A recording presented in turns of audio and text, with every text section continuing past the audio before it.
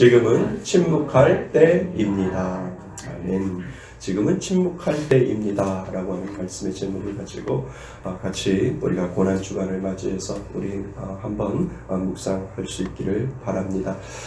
올해 고난주간은 아주 특별한 것 같지요. 코로나19로 말미암아 전 세계가 두려움에 쌓여 있던 것 같습니다. 봄은 왔는데 아직도 꽁꽁 얼어붙은 그런 시간들을 보내고 있다라고 하는 것을 우리는 피부로 느낄 수 있습니다. 강원도 삼척에서는요, 봄놀이 유채꽃을 보러 오르는 사람들 보지 말라고 모든 유채밭을 갈아엎었다라고 뉴스에서 나오더라고요.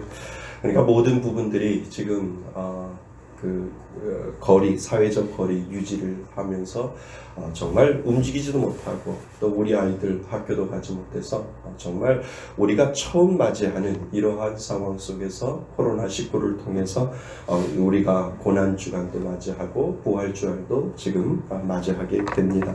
모든 교회의 예배가 마비되었고요. 그리고 신천지와 이단들이 드러나고 문제를 일으키고 또 일부 교회들이 정치적 편향을 가지고 한쪽으로 치우쳐버리고 그것으로 인하여 세상이 교회를 더욱 걱정하는 그런 시간을 지금 우리가 보내고 있는 것 같습니다.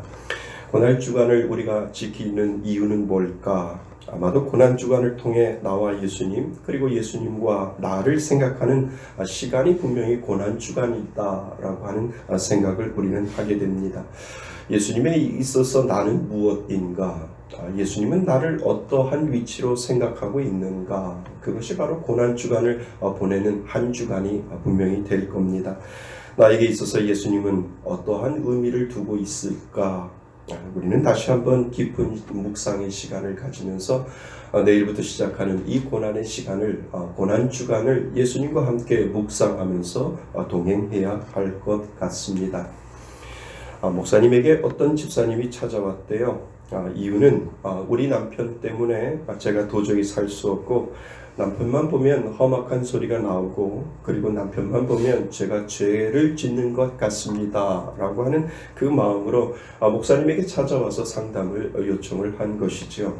한참을 듣던 목사님은 그 집사님에게 자신의 서재에 있는 냉장고에서 냉장고에 있는 이 병에 담겨 있는 물을 담겨져 있는 것을 병 하나를 꺼내서 그 집사님에게 주더래요. 그리고 남편이 시비를 걸 때마다 그리고 남편과 다툴라 치면 이 물 한 모금을 먹는데 절대 삼키지 말고 입에 물고 있으라 라고 하는 그 부탁을 하며 목사님이 그 집사님에게 냉장고에서 물 한 병을 꺼내서 주었다라고 하지요.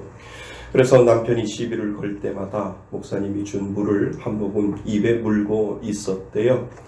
그런데 신기하게도 그럴 때마다 싸움이 일어나지 아니하고 그럴 때마다 치올라왔던 화가 지나가고 점점 가정에서 큰 소리가 나지 아니하고 가정이 점점 화목해지는 것을 그 집사님이 경험을 하게 되는 거죠. 그 후에 집사님이 목사님을 찾아가서 목사님이 주신 물이 도대체 어떤 물인데 남편과 싸우지 않고 이렇게 화목하게 되는지 모르겠어요.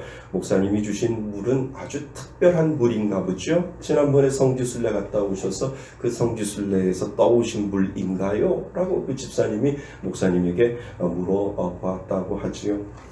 여러분 어떤 물일까요? 그냥 물이에요. 그 물은 그저 평범한 물입니다. 신비한 물이 아니라 집사님이 물을 입에 물고 있을 때 침묵이 되어 가고 있는 거지요. 그 침묵이 지나가면 올라왔던 분도 어느새 지나가고 그리고 화도 지나가고 침묵함으로 더 이상 남편과 문제가 생기지 않게 된다라고 하는 겁니다. 그래서 물을 입에 물고 있을 때 말을 못하는 침묵이 약이 됩니다 라고 목사님이 그 집사님에게 그렇게 말씀해 주셨다라고 합니다. 구약 성경 중에 이사야가 있어요. 이 이사야 선지자 중에 한 사람이 이 이사야는 선지자 중에 한 사람이죠. 우리가 잘 알고 있듯이 구약이지만 이 이사야 53장 우리가 고난주간이 되면 늘 53장을 구약 성경에서 찾아보지요. 이 이사야 53장에 보면 앞으로 오실 예수님, 즉 오실 메시아의 고난을 이 이사야 53장에서 미리 예견을 하는 부분이 나옵니다.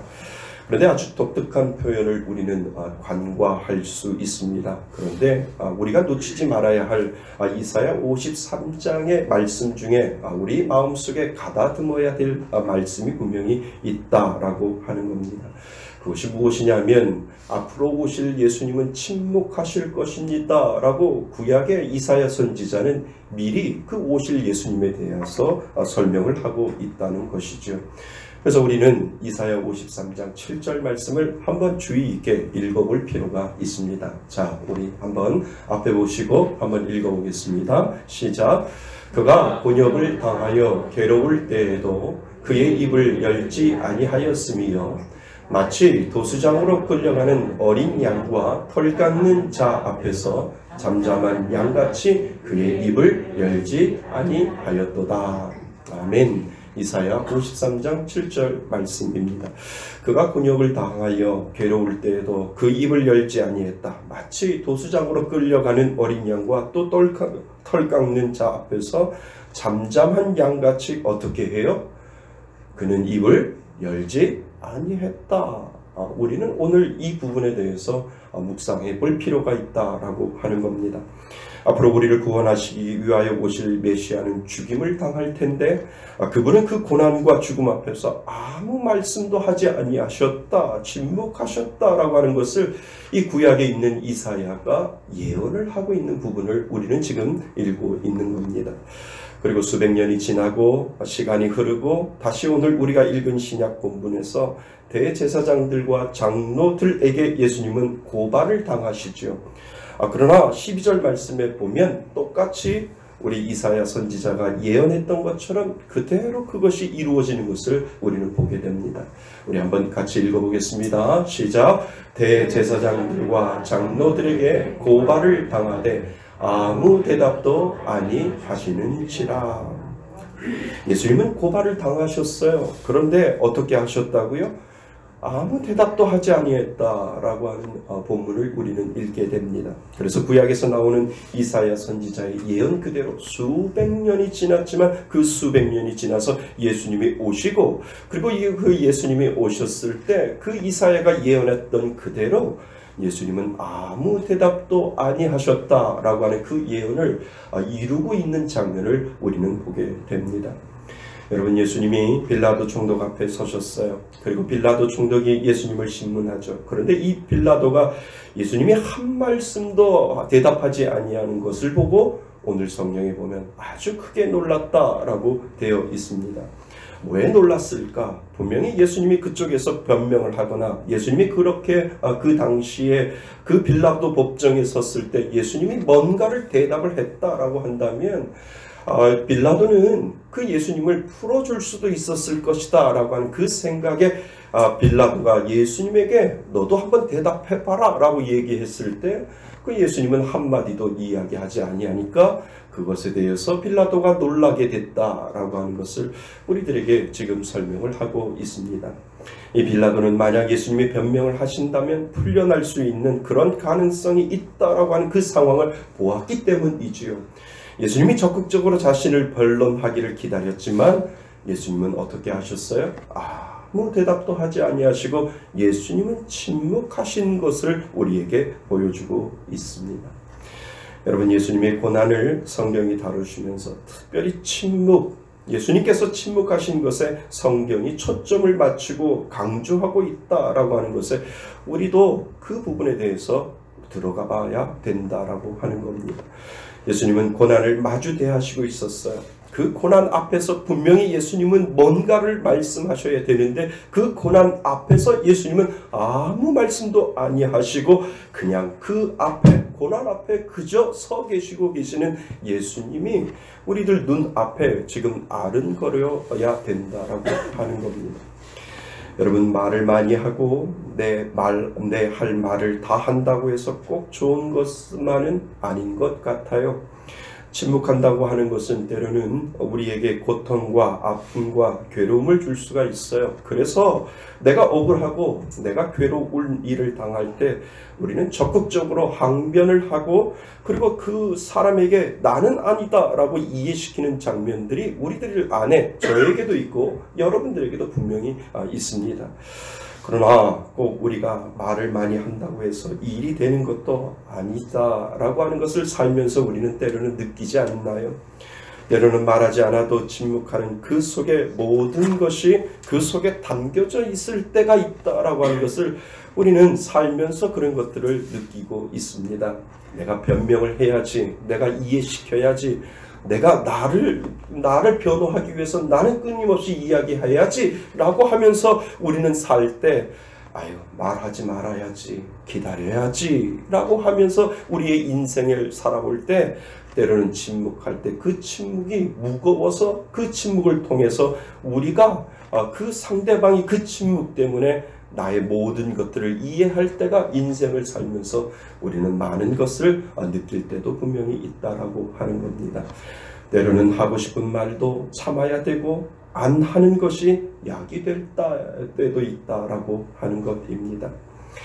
여러분, 만약 우리가 힘이 없어서 침묵한다면요, 우리가 힘이 없어서 침묵하는 거예요. 우리가 힘이 없어서 침묵한다는 것은 그것은 슬픈 일 아닐까요? 또 말을 할 줄 몰라서 말을 못하고 있다면 그것은 가슴 아픈 일일 겁니다. 저희 집사람이 돌보고 있는 장애 아이는 아주 멀쩡해요. 겉에만 봐도 아이가 정상인 것처럼 보여요. 그런데 그 아이는 말할 줄 몰라요. 뭔가 말하고 싶은데 답답하면 자기 머리를 때려요. 하면서 자기 머리를 때려요. 그거는 가슴 아픈 일이죠. 그러니까 우리가 힘이 없어서 침묵한다면 슬픈 거고 말을 하지 못해서 말을 못하는 것, 그것은 가슴 아픈 일이다라고 우리는 볼 수가 있습니다. 그러나 힘도 있고요, 말할 능력도 있는데 침묵한다는 것은 그 침묵은 때로는 보석이 될 수 있다라고 하는 것을 우리는 알 수가 있습니다. 때로는 말하지 않아도 그 사람이 차지하는 비중이 얼마나 큰지를 우리는 그것을 통해서 알 수가 있습니다. 여러분, 예수님은 말할 줄 몰라서 침묵하셨을까요? 그렇지 않아요. 예수님의 말씀에는 권세가 있고 예수님의 말씀에는 능력이 있는 것을 우리는 성경을 통해서 알 수 있잖아요. 예수님의 말씀에는 능력이 있으셨어요. 그래서 말 한마디에 바다에 폭풍이 쳤는데 말 한마디에 폭풍이 머물게 폭풍이 멎지는 것을 우리는 보게 되고, 예수님 말씀 한마디에 무덤에 있는 죽은 나사로를 향하여 나사로야 일어나라, 나사로야 나오라 라고 예수님이 그 명령을 하셨을 때 나사로가 살아서 무덤에서 나오게 되는 것을 우리는 분명히 알고 있다라고 하는 겁니다. 말 한마디로 귀신들이 그 사람에게서 나와 돼지떼에 들어가 수많은 돼지떼가 호수로 뛰어들어가 몰사했다라고 하는 것을 우리는 성경을 통해서 배우게 됩니다. 예수님은 말에 능력이 있으셨어요. 예수님은 말에 권세가 있으셨어요. 그런데 말할 때가 있었고 침묵할 때가 있었음을 우리들에게 지금 가르쳐주고 있습니다.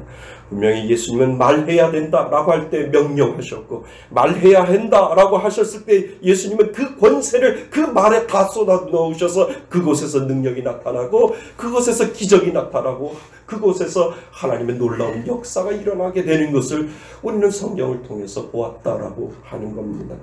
그런데 예수님은 때로는 침묵하셨다라고 하는 겁니다. 여러분, 우리는 어떨까요? 누군가가 저와 여러분들의 자존심을 건드리잖아요. 여러분에게 조금이라도 불이익을 준다면 우리는 소리치지 않나요? 아니라고, 나는 잘못한 거 없다고, 왜 자꾸 나를 가지고 이러냐고 우리는 침묵하지 않는다라고 하는 겁니다. 여러분에게 조금이라도 불이익을 주면 그 자리에서 정말 이야기하고 정말 나를 변명하고 나에게 있었던 그 불이익을 해결하려고 노력할 때가 우리는 얼마나 많이 있는지요. 그래서 일을 가면서 만나는 사람마다 나에게 불이익을 준 사람에 대해 항변하고 변명하지요. 그것이 저이고요, 그것이 여러분이다라고 하는 겁니다. 그러니까 저와 여러분과 그리고 예수님은 다른 모습을 우리들에게 보여주고 있습니다.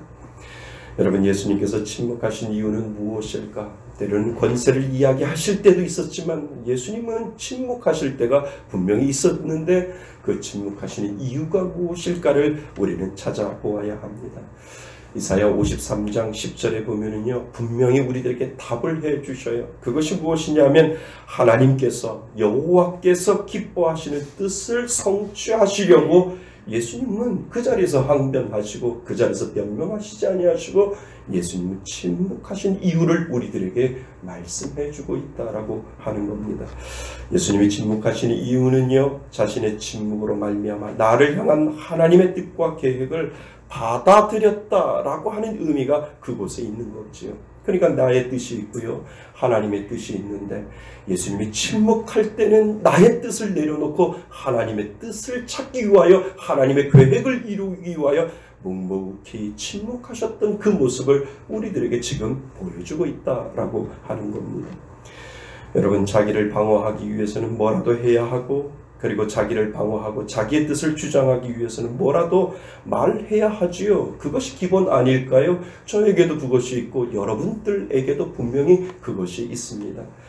그런데 자기 방어를 포기하고 말할 수 있는 변명을 포기하고 그 상황에서 침묵한다라고 한다고 하는 것은 나의 뜻을 내려놓고 하나님의 뜻에 순종한다라고 하는 말의 의미가 있고, 더 나아가 그 상황을 주도하시는 하나님의 뜻에 온전히 맡긴다라고 하는, 어떻게 보면 강력한 신앙의 고백이 거기에 있다라고 하는 것을 우리들에게 가르쳐주고 있습니다. 여러분, 가룟 유다는 왜 예수님을 십자가에 못 박았을까요? 그가 돈이 필요해서 그랬을까요? 가룟 유다가 은 30, 그러므로 말하면, 지금으로 말하면 한 1,000만 원 정도 되는데, 이 1,000만 원 돈이 필요해서 예수님을 십자가에 못 박을 수 있도록 은 30에 예수님을 팔아먹었을까요? 아니에요. 가룟 유다는 예수님의 제자가 된 이유가 분명히 있었어요. 예수님이 메시아인 것을 알았어요. 그리고 예수님이 메시아로 등극하는 날, 이 나라의 왕이 예수님이 분명히 될 것인데, 예수님이 왕이 될 때 자신은 한 자리를 차지할 것이라고 하는 생각으로 예수님을 따라갔어요. 그런데 점점점 예수님을 따라가면 따라갈수록 자기가 뜻하는 것하고 예수님의 보여지는 모습하고 달랐어요. 그래서 자기의 뜻이 있었는데 내가 원하는 뜻대로 예수님은 내 뜻대로 되어지지 않네 라고 하는 그러한 마음속의 충돌이 계속해서 그 마음속에 분명히 일어났지요.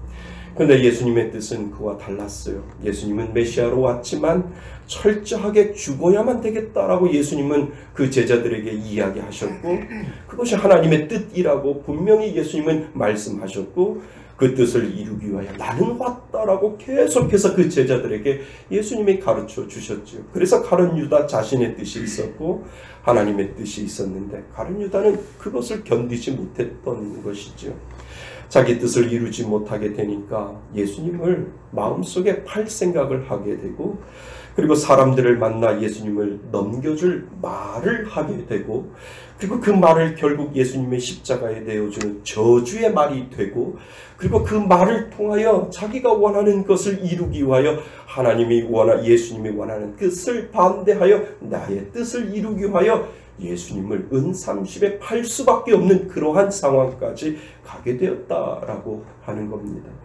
그러니까 자기의 뜻과 하나님의 뜻이 다를 때 침묵하며 하나님의 뜻을 발견하지 못하는 대표적인 인물이 가룟 유다다라고 하는 것을 우리는 기억해야 된다라고 하는 거죠. 여러분, 내 뜻과 하나님의 뜻이 달랐을 때 그것을 실망하면 예수님을 저도 부인하고 여러분도 부인하지 않나요? 예수님을 부정하고 예수님을 배반해요. 가룟 유다만 그럴까요? 저도 예수님을 부정하고 예수님을 배반하고, 여기 앉아있는 여러분도 가룟 유다, 나는 가룟 유다가 아니야 라고 하면서도 때로는 내 뜻과 하나님의 뜻이 있는데 내 뜻이 허락되지 아니했을 때 하나님의 뜻 때문에 내가 하나님을 배반하고 하나님을 부정할 때 분명히 있다라고 하는 겁니다. 그러니까 우리 안에 가룟 유다가 살아있어요. 저에게도 가룟 유다가 살아있고요. 여러분에게도 분명히 가룟 유다가 살아있어요. 예수님을 십자가에 못 박아야만, 실질적으로 갈고다 언덕에 예수님이 십자가에 못 박아야만 가룟 유다인가요? 아니에요. 예수님을 내 마음속에 계속해서 밀어내고, 예수님 내 뜻대로 왜 예수님이 안 되는데요? 내가 원하는 대로 하나님은 내 뜻대로 안 들어주시는데요? 라고 하면 그날 여러분과 저는 가룟 유다가 되는 겁니다. 십자가에 못 박는 가룟 유다처럼 우리도 마음속에 십자가를, 예수님을 못을 박는 그러한 가룟 유다가 될 수 있다라고 하는 것을 우리들에게 가르쳐주고 있지요.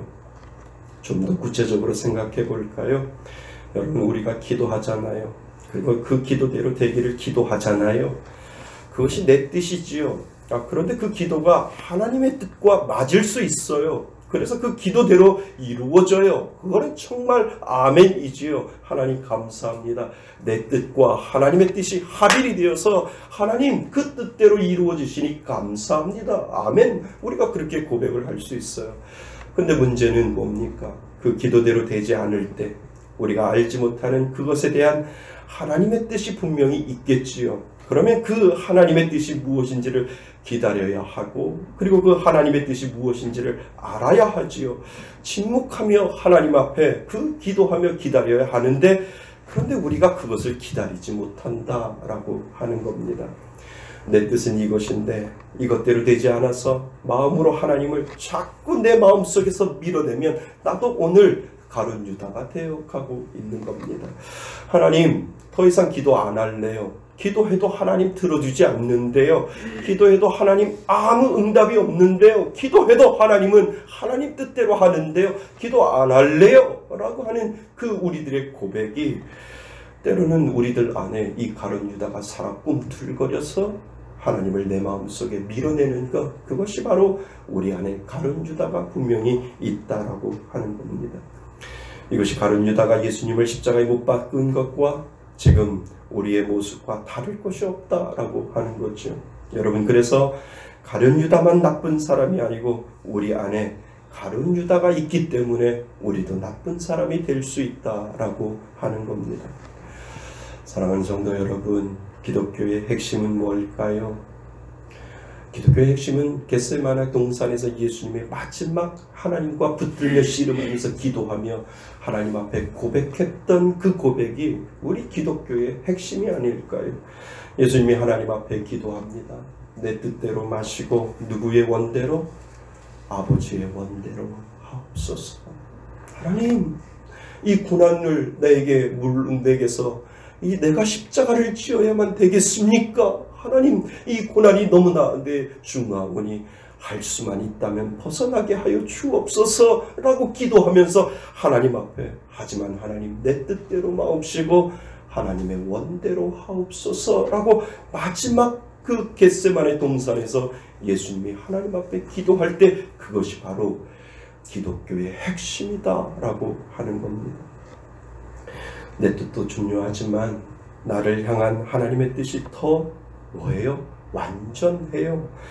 내 뜻도 중요하지만 나를 향한 하나님의 뜻이 더 완전하고, 나를 향한 하나님의 뜻은 실수가 없기 때문에 하나님 내 뜻대로 마옵시고 아버지의 원대로 하옵소서라고 하는 그 예수님의 고백이 정말 진정한 고백이 될 수 있다라고 하는 겁니다. 사랑하는 성도 여러분, 여러분들은 어떠한 기도를 하나요? 우리들의 뜻을 하나님 앞에 기도하잖아요. 그럴 때 마지막 우리들의 고백은 그리하리네 아실지라도 하나님 내 뜻대로 마시고 누구의 원대로? 하나님의 원대로 하옵소서라고 하는 이 믿음의 고백이 진정한 고백이 되는 줄 믿습니다. 나는 실수하지만 나를 향한 하나님은 실수가 없으세요. 아멘. 나는 완전하지 않지만 나를 향한 하나님은 완전하기 때문에, 하나님 내 뜻이 실수가 있지만 하나님의 뜻은 완전하기 때문에 하나님의 뜻을 내 안에서 하나님의 뜻을 이루어 주옵소서라고 하는 이 믿음의 고백을 하나님 앞에 올려드릴 수 있기를 바랍니다. 가룟 유다만 그럴까? 우리도 내 뜻이 있고요, 하나님의 뜻이 있어요. 내 뜻대로 되기를 원하지만 그 뜻대로 안 될 때 그때 침묵하지 않아요. 하나님 어떻게 이렇게 할 수 있어요? 라고 하나님 앞에 항변하지, 우리는 침묵하지 않아요. 그렇지만 우리는 고난 앞에서 서 있는 예수님의 모습을 오늘도 바라보아야 합니다. 예수님은 아무 대답도 아니하시고 침묵하시며 하나님의 뜻을 이루어 가시는 그 예수님의 모습이 저와 여러분들 가운데 있기를 소원합니다. 여러분, 내 뜻과 하나님의 뜻이 다를 때 우리는 침묵해야 합니다. 그래서 침묵해야 합니다. 우리가 그 이유를 모를 때 우리는 침묵해야 하여 그리고 조용히 하나님의 뜻을 묻고 또 집중해야 해요. 집중하지 아니하면 우리도 예수님을 십자가에 못 박는 가룟 유다가 될 수 있음을 오늘도 꼭 기억하실 수 있기를 바랍니다. 여러분, 텔레비전 보잖아요. 요즘은 집에 많이 있어서 텔레비전을 많이 보잖아요. 드라마를 재미있게 보다가 전화가 오면 전화 받기 위해서 TV 볼륨을 낮추잖아요. 또는 리모컨에 보면 뮤트라고 하는 이 무음이라고 하는 그 부분 버튼이 있잖아요. 그래서 그것을 누르면 소리가 안 나요. 사람의 모습과 그리고 카메라에 사람의 모습은 지나가고 많은 활동하는 모습들이 보는데 소리가 안 납니다. 소리가 안 나는데 화면은 계속 나와요. 소리는 안 나지만 재미있는 드라마라 주인공에 우리가 집중하게 되지요. 그리고 주인공이 무슨 연기를 하나, 그 말소리를 죽이고 무트를 만들어 놓았을 때 그 동작 하나하나, 입모양 하나하나, 그리고 그 상황을 우리가 어림짐작하면서 그것에 집중을 하면서 그 주인공이 무슨 대답을 하고 무슨 말을 하는지를 더욱더 어쩌면 소리가 들릴 때보다 소리가 들리지 아니할 때 우리가 그것에 더 집중하게 되는 것을 우리는 알게 되지요. 그런 의미에서 여러분, 무음이라고 하는 것은 소리가 들리지 않기에 소리 나올 때보다 뭔가 더 집중할 수 있는 것을 우리는 생각할 수 있습니다. 여러분, 우리는 침묵하면서 하나님 앞에 집중할 필요가 있습니다. 침묵하면요, 어쩌면 하나님의 음성이 더 구체적으로 들릴 수 있어요. 침묵하면 어쩌면 선명하게 하나님의 뜻을 우리가 알 수가 있다라고 하는 거죠. 수많은 변명과 수많은 말과 수많은 이야기보다도 하나님 앞에 침묵할게요. 하나님이 무슨 말씀을 하시고 하나님의 뜻이 무엇인지를 제가 침묵하며 하나님 앞에 집중할게요 라고 할 때 그 하나님의 음성이 저와 여러분들에게 들릴 수도 있다라고 하는 겁니다. 여러분, 하나님이 이스라엘 백성에게요, 매일 한 번씩 6일 동안 뭐를 돌라고 하셨어요?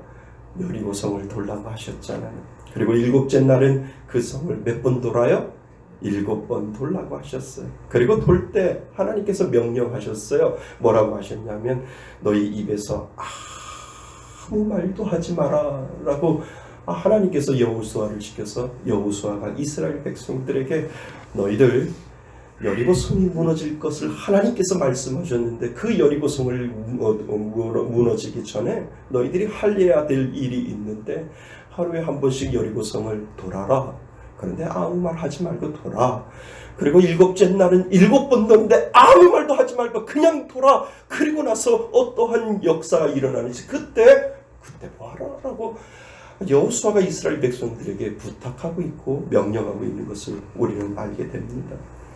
여러분, 여리고 성을 침묵으로 도는 것이 쉬울까요? 쉽지 않아요. 한 사람이 도는 것이 아니라 수많은 그 군인들이, 이스라엘 백성들이 여리고 성을 돌 때 그들이 아무 말도 안 하는 것, 그것은 정말 어려운 일 중에 하나겠지요. 하지만 그 침묵하면서 도는 동안 그들이 배울 것이 분명히 있다라고 하는 것을 우리들에게 가르쳐주고 있지요. 그것이 바로 하나님께서 어떻게 일하시는지를 하나님 앞에 집중하면서 그 하나님을 바라보라라고 지금 말씀하고 있다라고 하는 겁니다. 정말 이해할 수 없지만 하나님께서 왜 그렇게 하셨는가? 하나님은 정말 하실 수 있는가? 이 부분에 대해 다른 것 생각하지 말고 그 여리고 성을 돌 때마다 집중하고 또 집중해서 하나님의 뜻이 무엇인지를 그 뜻을 발견하라라고 하는 그 의도가 분명히 그 안에 있다라고 하는 것을 우리는 알 수가 있습니다. 여러분, 침묵은 하나님 앞에 집중하는 것인 줄 믿습니다. 완전하신 하나님의 뜻이 내 안에 이루어지는 것을 보는 거예요. 하나님 앞에 집중하는 것은 하나님이 나를 통하여 이루어 가시는 일이 무엇인지를 하나님 내가 두 눈으로 보겠습니다라고 하는 그 믿음의 고백을 하나님 앞에 올려드리는 것, 그것이 침묵하면서 하나님 앞에 집중하며 나아가는 것이다 라고 하는 것을 우리는 오늘도 기억해야 될 줄 믿습니다. 이것이 바로 침묵의 의미이지요. 여러분, 하나님은 특별히 지금 이 시간 우리가 생전에도 경험해보지 못한 고난주간과 그리고 부활주의를 우리는 맞이할 겁니다. 코로나로 인하여 전 세계의 사람들이 두려움에 있고 모든 교회가 모든 교회의 예배가 드려지지 못하고 마치 고난 앞에 서 있는 것처럼 힘들어할 때 말하지 말고 좀 더 침묵하며 하나님의 뜻을 기다리는 그 믿음의 모습을 보여주라라고 오늘 저와 여러분들에게 예수님은 초청하고 있는 줄 믿습니다. 그래서 그 고난 앞에서 우리는 침묵하는 것이고요.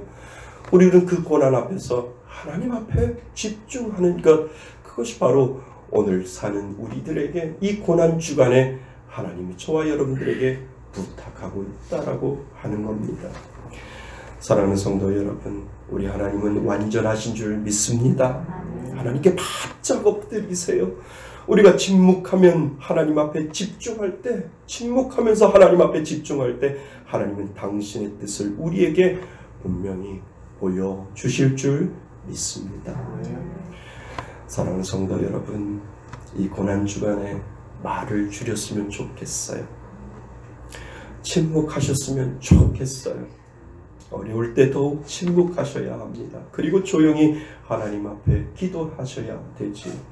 이 고난의 주간, 코로나를 통하여 하나님이 하시고자 하는 하나님의 뜻을 이루어 주소서. 우리의 기도가 그것이어야 된다는 거죠. 하나님, 이제 고난 앞에 섰습니다. 하나님, 어려움 앞에 섰습니다. 하나님, 힘든 것 앞에 섰습니다. 하나님, 내가 할 수 있는 것은 아무것도 없사오니 하나님 앞에 침묵하며 집중하겠습니다 라고 하는 그 믿음의 고백을 하나님 앞에 올려드릴 때 하나님은 우리들의 그 침묵을 통하여 당신의 뜻을, 하나님의 뜻을 이루어 가고 계시는 줄 믿습니다. 이번 고난주간에 우리가 생각해야 할 것은 괴롭고 힘들고 어렵고 고통스러워도 입을 열지 아니하신 예수님의 침묵을 오늘도 우리는 배울 수 있기를 바랍니다. 하나님의 뜻을 이루기 위하여 나는 말하고 싶어도 말하지 아니하는 그 예수님의 모습을 오늘 우리도 그것을 배워서 한 주간 동안 정말 하나님 말 줄일래요. 하나님, 정치가 어떻다라고 하는 거 말 줄일래요. 하나님, 코로나가 어떻다라고 하는 거 말 줄일래요. 하나님 앞에 집중하며 기도하겠습니다 라고 하는 그 믿음의 고백을 올려드릴 수 있기를 바랍니다. 지금은 침묵할 때입니다. 더욱 침묵하며 하나님 앞에 집중하는 한 주간 되실 수 있기를 바랍니다. 하나님은 분명히 이 시대에 우리에게 원하시는 하나님의 뜻이 있고 그 하나님의 뜻은 완전하신 줄 믿습니다.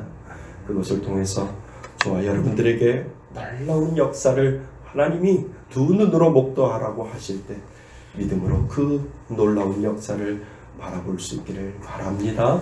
한 주간 동안 침묵하시며 그 고난주간을 주님과 함께 동행하시는 저와 여러분이 되시기를 주님의 이름으로 축원드립니다. 아멘.